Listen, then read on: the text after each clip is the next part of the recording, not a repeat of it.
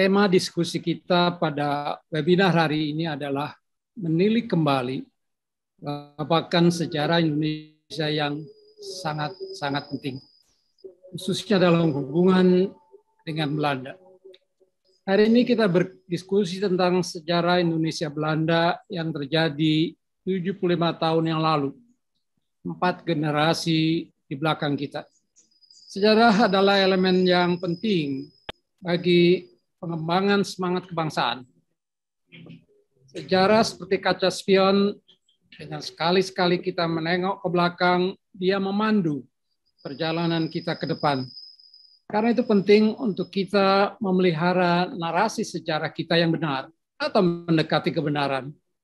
Revisi atau reinterpretasi narasi sejarah oleh pihak lain yang dalam hal ini mereka yang pernah bertikai harus kita tanggapi dengan serius, kritis, dan hati-hati. Sebetulnya apa yang dilakukan Belanda untuk meneliti kembali adalah urusan mereka sendiri. Di Indonesia, hasil penelitian yang dirilis secara terbuka 5 hari yang lalu menjadi headlines di beberapa surat kabar kita. Yang menarik, headline tersebut segera disusul dengan kalimat bahwa pemerintah Indonesia belum memberikan tanggapan atas pernyataan maaf yang disampaikan oleh Perdana Menteri Rutte. Kita adalah bangsa yang pemaaf.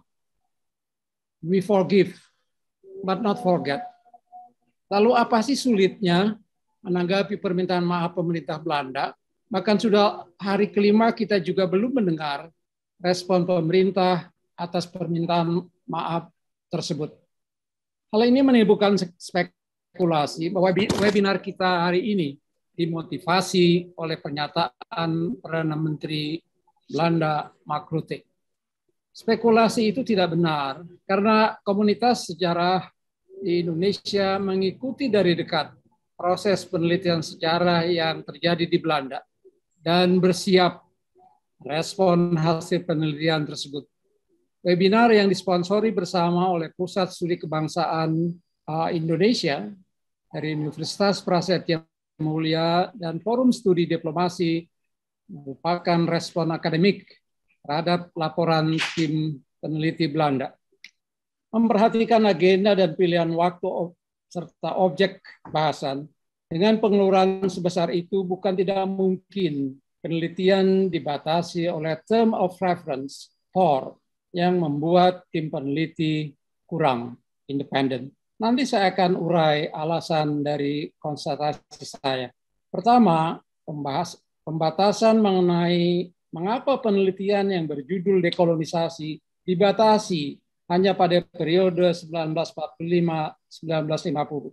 Bicara tentang dekolonisasi dalam lingkup waktu yang terbatas itu berarti mengingkari kolonisasi Belanda selama 350 tahun sejak VOC mendarat di bumi Nusantara pada tahun 1602.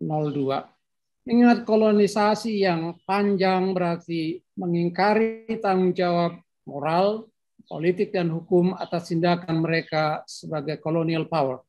Kedua, terhadap obsesi penelitian tentang extreme violence yang dilakukan oleh tentara Belanda, mereka jujur mengakui bahwa dengan diberlakukannya keadaan darurat, administrasi sivil oleh NICA tidaklah berfungsi. Semuanya dikontrol oleh militer, tanpa kontrol siapapun termasuk oleh judiciary.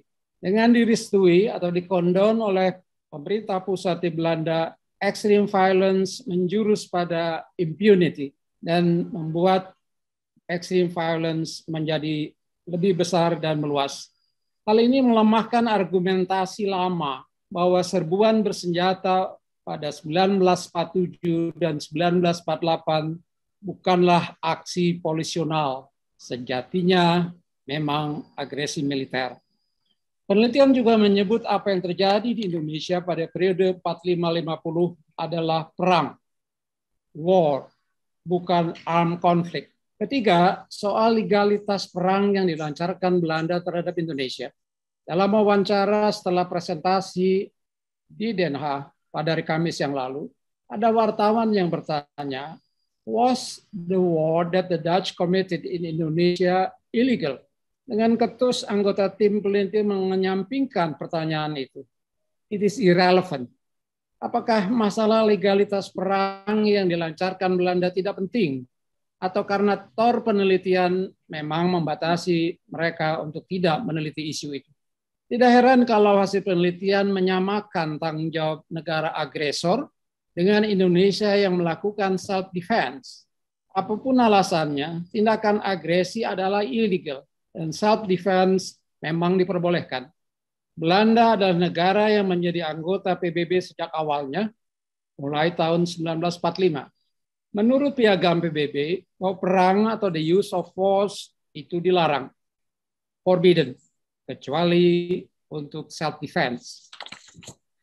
Berkaitan dengan legalitas, apa pula dasar hukum bagi Belanda menduduki kembali bekas jajahannya?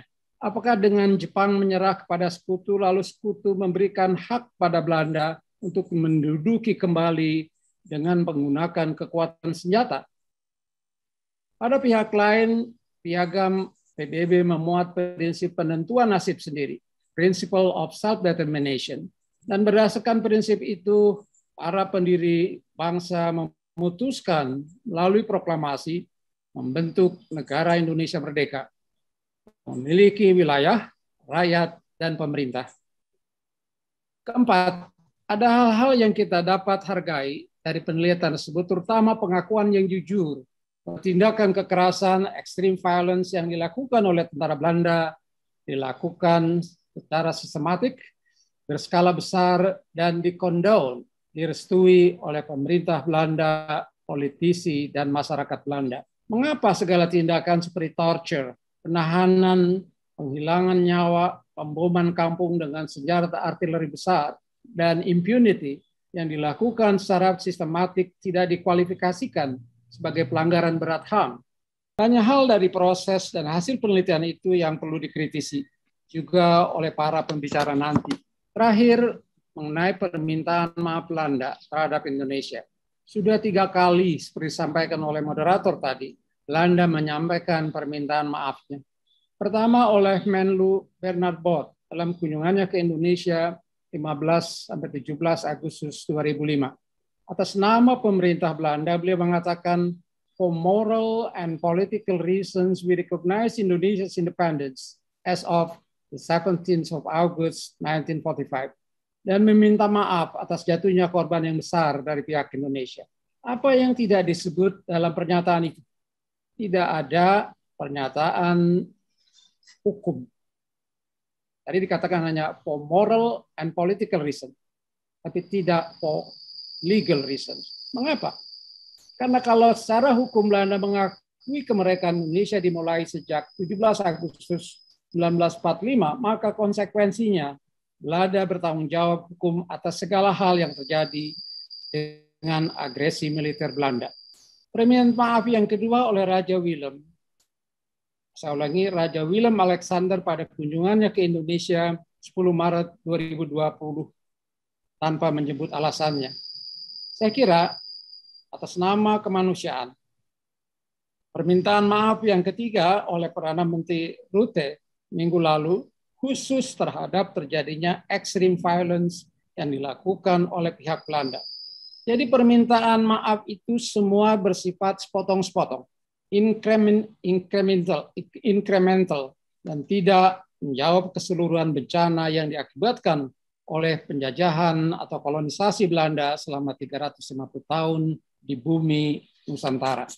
Berbicara ganti rugi, masalah ini memang tidak pernah diagendakan oleh pemerintah sejak tahun 1960.